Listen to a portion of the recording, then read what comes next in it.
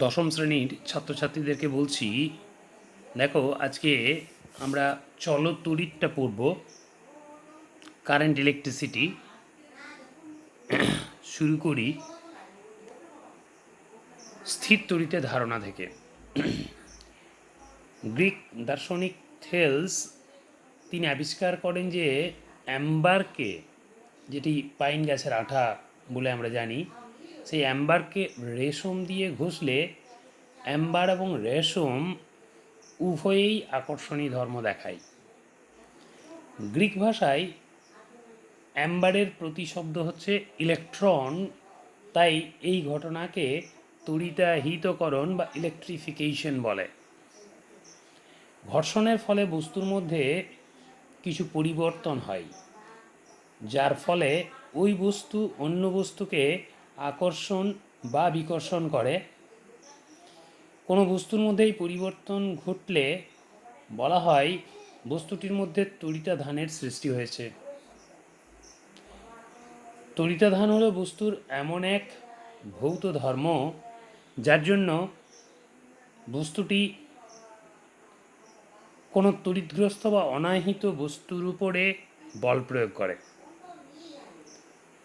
দুটি বস্তুর মধ্যে ঘর্ষণের ফলে বস্তু দুটিতে দুই বিপরীত প্রকৃতির আধানের উৎপত্তি হয়, যারা হলো ধনাত্মক এবং ঋণাত্মক আধান।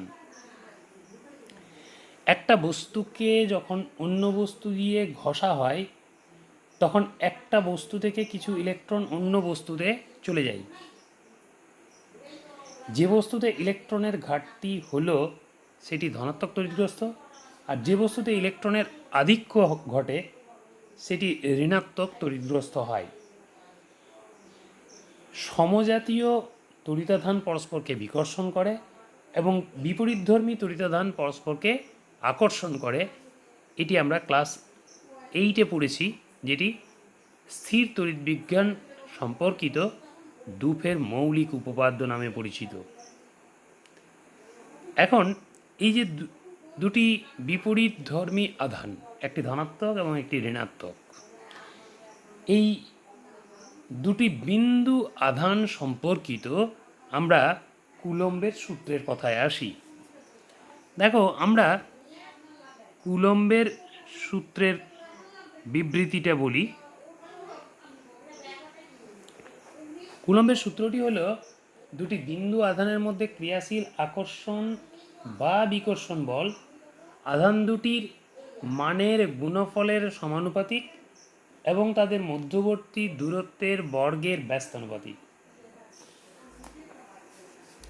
দেখো, ধরে নিচ্ছি আমি দুটি বিন্দু আধান একটি নির্দিষ্ট দূরত্ব বজায় রেখে অবস্থান করছে। এই দূরত্বটি হলো স্মল আর এবং আধান দুটি হলো Q1 ও Q2। এই Q1 এবং Q2 আধান দুটি পরস্পর থেকে আর দূরে অবস্থান করে এবং আধান দুটির মধ্যে ক্রিয়াশীল যে বল, সেই বলটি আমি মনে করছি F। তাহলে কুলম্বের সূত্র অনুযায়ী বলা যায় F সমানুপাতিক Q1 ইন্টু Q2 যখন R থাকবে ধ্রুবক। আবার F সমানুপাতিক 1/r² যখন Q1 ও Q2 থাকবে স্থির ধ্রুবক।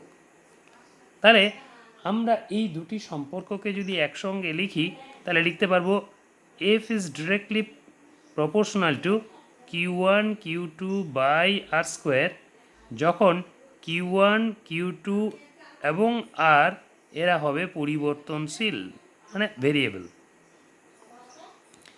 এখন এই সমানুপাতিক চিহ্নটিকে যদি সমান দিয়ে লিখি তাহলে লেখা যাবে F is equals to K dash into Q1 Q2 divided by r²।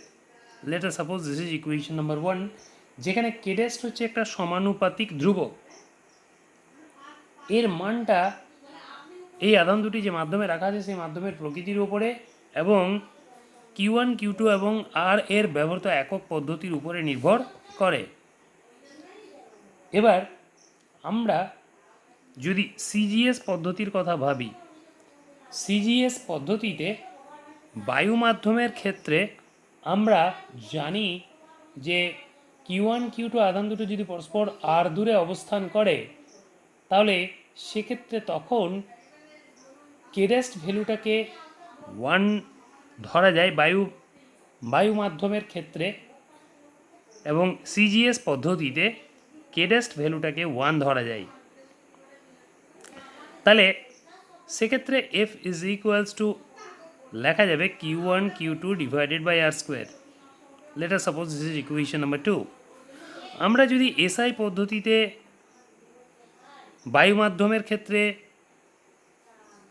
কেরেস্ট এই সমানুপাতিক ধ্রুবকটাকে লিখি, তাহলে শূন্য মাধ্যমের ক্ষেত্রে বা বায়ু মাধ্যমের ক্ষেত্রে এসআই পদ্ধতিতে কেরেস্ট ইজ ইকুয়ালস টু পাই আমরা 1/4 এপসাইলন নট, যেখানে এপসাইলন নট এটি হলো বায়ু বা শূন্য মাধ্যমের তড়িৎ ভেদ্যতা। বায়ু বা শূন্য মাধ্যমের তড়িৎ ভেদ্যতা। এখন দেখো, এই যে বায়ু বা শূন্য মাধ্যমের তড়িৎ ভেদ্যতা এপসাইলন নট, এই এপসাইলন নটের একটা মান আছে, সেটা আমি পরে আসছি। দেখো, আগে 1 নম্বর সমীকরণে কেরেস্টের ভ্যালুটাকে বসিয়ে নিই, তাহলে এসআই পদ্ধতিতে দেখো আমরা পাবো F is equals to 1/4 epsilon not into Q1 Q2 divided by R square. Let us suppose this is equation number 3। এখন এই যে সম্পর্ক পেলাম 3 নম্বর সমীকরণ, এই 3 নম্বর সমীকরণ থেকে লিখতে পারি আমরা epsilon naught is equals to, দেখো, Q1 Q2 divided by 4 f r square. তাহলে এখানে দেখো এপসাইলন নটের আমরা যদি একক বের করি, এপসাইলন নটের একক এখান থেকে দেখো লিখতে পারি এসআই পদ্ধতির ক্ষেত্রে Q1 কুলম Q2 কুলমে, তাহলে কুলম স্কোয়ার ডিভাইডেড বাই 4 কোনো একক নেই, এফ এর একক নিউটন, আর এর একক মিটার। তাহলে দেখো এটা পেলাম coulomb square newton to the power -1 metre to the power -2। এটি হলো এপসাইলন নটের একক। এবং এপসাইলন নটের যে মান এসআই পদ্ধতিতে, এটা আমরা পরীক্ষা থেকে পাই 8.854 into 10 to the power -12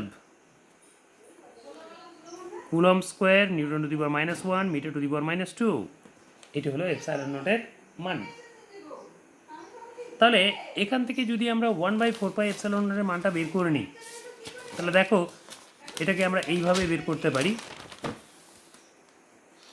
1/4 epsilon not, this is 1/4 পাই হচ্ছে কত 3.14 ইন্টু এপসাইলন নটের মানটা বসাই 8.854 ইন্টু 10 টু দি পাওয়ার -12। এটাকে যদি সিম্পলিফাই করা যায় তাহলে মানটা আসবে 9 ইন্টু 10 টু দি পাওয়ার 9। এককটা পাবো আমরা, দেখো, newton metre square coulomb to the power -2। এই হলো 1/4 এপসাইলন নটের মান। তাহলে এই 1/4 এপসাইলন নটের মানটাকে যদি আমরা সমীকরণ 3-এ বসাই, তাহলে সমীকরণ 3 থেকে আমরা কি লিখতে পারি? সমীকরণ 3 থেকে পাই, দেখো, f is equals to 9 into 10 to the power 9 into Q1 Q2 divided by r square। এখন দেখো এই যে f এর মানটা পেলাম 9 into 10 to the power 9 into Q1 Q2 by r square, এটি হলো এসআই পদ্ধতিতে কুলম্বের সূত্রের পরিবর্তিত রূপ। ধরে নিই এটা সমীকরণ 4। এখন দেখো আমরা কোনো একটা বিশেষ মাধ্যমে যদি আধান দুটিকে রাখি, যে মাধ্যমের তড়িৎ ভেদ্যতা এপসাইলন, সেই বিশেষ মাধ্যমের ক্ষেত্রে আমরা আধান দুটির মধ্যে ক্রিয়াশীল আকর্ষণ বা বিকর্ষণ বল F ইজ ইকালস টু লিখতে পারি 1/4 epsilon into Q1 Q2 divided by R square. এখন কোন একটা বিশেষ মাধ্যমের যে তড়িৎ ভেদ্যতা এপসাইলন, এটাকে লিখতে পারি কে ইন্টু এপসাইলন নট, যেখানে K is equals to epsilon by epsilon nought. অর্থাৎ কেটা হচ্ছে মাধ্যমের পড়া বৈদ্যুতিক ধ্রুবক, মাধ্যমের পড়া বৈদ্যুতিক ধ্রুবক। তাহলে দেখো কোন একটা মাধ্যমের যে পড়া বৈদ্যুতিক ধ্রুবক, সেটাকে আমরা এইভাবে ডিফাইন করতে পারি, কোন একটা মাধ্যমের তড়িৎভেদ্যতা এবং শূন্য মাধ্যমের তড়িৎভেদ্যতার যে অনুপাত, তাকেই বলা হয় কে বা মাধ্যমের পরাবৈদ্যুতিক ধ্রুবক। এখন আমরা এই সম্পর্কটি থেকে এপসাইলন ইজ ইকালস টু লিখতে পারি কে ইন্টু এপসাইলন নট। তাহলে সেক্ষেত্রে এফ ইজ ইকালস টু লিখতে পারি আমরা 1/4 কে epsilon not into Q1 Q2 divided by R square. Let us suppose this is equation number 5. তাহলে যে কোনো মাধ্যমের ক্ষেত্রে আমরা মাধ্যমের পরাবৈদ্যুতিক ধ্রুবকের মাধ্যমে কুলম্বের সূত্রটাকে এক্সপ্রেস করতে পারি এইভাবে, এফ ইজ ইকালস টু 1/4 কে epsilon not into Q1 Q2 by R square. এটি তাহলে কুলম্বের সূত্রের সাধারণ রূপ বলে আমরা বিবেচনা করতে পারি। এবার আমরা এই কুলম্বের সূত্র থেকে আধানের স্থির তড়িৎ এককের সংজ্ঞা দেব। বেশ, তাহলে আসি আধানের স্থির তড়িৎ এককের সংজ্ঞা।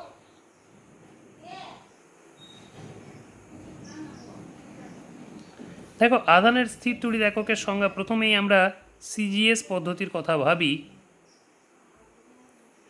সিজিএস পদ্ধতিতে আমরা জানি দুটি বিন্দু আধানের মধ্যে ক্রিয়াশীল আকর্ষণ বা বিকর্ষণ বলের মানটা F is equals to Q1 Q2 by R square, by বা শূন্য মাধ্যমের ক্ষেত্রে। তাহলে এখানে যদি আমি ধরে নিই F is equals to 1 dyne, R is equals to 1 centimetre, Q1 is equals to Q2 is equals to Q হয়, মানে এটা যদি ধরে নিই, তাহলে তবে আমি এখান থেকে বলতে পারি 1 is equals to Q square by 1 square, তাহলে therefore Q square is equals to 1, তাহলে therefore Q is equals to plus minus 1। অর্থাৎ এখান থেকে আমরা বলতে পারি যে সিজিএস পদ্ধতিতে আধানের স্থির তড়িৎ এককের সংজ্ঞাটা হবে এরকম। দেখো দুটি সমপরিমাণ সমধর্মী বিন্দু আধান শূন্যস্থানে বা বায়ু মাধ্যমে যদি 1 সেন্টিমিটার দূরে রাখা হয় এবং তারা যদি পরস্পরকে এক ডাইন বল দিয়ে বিকর্ষণ করে, তাহলে তখন ওই প্রতিটি বিন্দু আধানকে সিজিএস পদ্ধতিতে একক আধান বলা হয়, যা 1 ESU নামে পরিচিত, 1 ইলেকট্রোস্ট্যাটিক ইউনিট অফ চার্জ। এটাকে আমরা 1 স্ট্যাট কুলমও বলি, এটাকে বলা হয় 1 স্ট্যাট কুলম, 1 ESU বা 1 স্ট্যাট কুলম। তাহলে এইভাবে আমরা 1 ESU বা 1 স্ট্যাট কুলমকে ডিফাইন করতে পারি, যেটি সিজিএস পদ্ধতিতে আধানের স্থির তড়িৎ একক। এবার আমরা এসআই পদ্ধতির কথা বিবেচনা করি। নাম্বার 2, এসআই পদ্ধতি। দেখো এসআই পদ্ধতিতে আধানের স্থির তড়িৎ এককের সংজ্ঞা দেওয়ার জন্য আমরা কুলম্বের সূত্রের এসআই পদ্ধতিতে যে আকর্ষণ বা বিকর্ষণ বলের এক্সপ্রেশন, সেটাকে কাজে লাগাবো। F is equals to 1/4 epsilon not into Q1 Q2 by R square. এটি বায়ু বা শূন্য মাধ্যমের ক্ষেত্রে প্রযোজ্য। এখন আমরা যদি ধরে নিই যে Q1 is equals to Q2 is equals to Q, এবার আর ইজ ইকুয়ালস টু 1 মিটার এবং F is equals to 9 into 10⁹ Newton হয়, তাহলে সেক্ষেত্রে আমি দেখো এটা বলতে পারবো যে 9 into 10⁹ is equals to 9 into 10⁹ into Q square by 1 square. তাহলে 9 × 10⁻⁹ উভয় পক্ষে কেটে দিলে কিউ ইজিক্যালস টু +-1। তাহলে আমরা এসআই পদ্ধতিতে আধানের স্থির তড়িৎ এককের ডেফিনিশনটাকে এইভাবে দেব: দুটি সমপরিমাণ সমধর্মী বিন্দু আধান 1 মিটার দূরে রাখলে যদি তারা পরস্পরকে 9 × 10⁹ নিউটন বল দিয়ে বিকর্ষণ করে, তখন প্রতিটি বিন্দু আধানকে এসআই পদ্ধতিতে একক আধান বলা হয়, যেটা হচ্ছে অ্যাকচুয়ালি 1 কুলম। তাহলে এইভাবে 1 কুলমের ডেফিনিশন আমরা দিতে পারি। এবার আমরা পরবর্তী অংশে আসবো।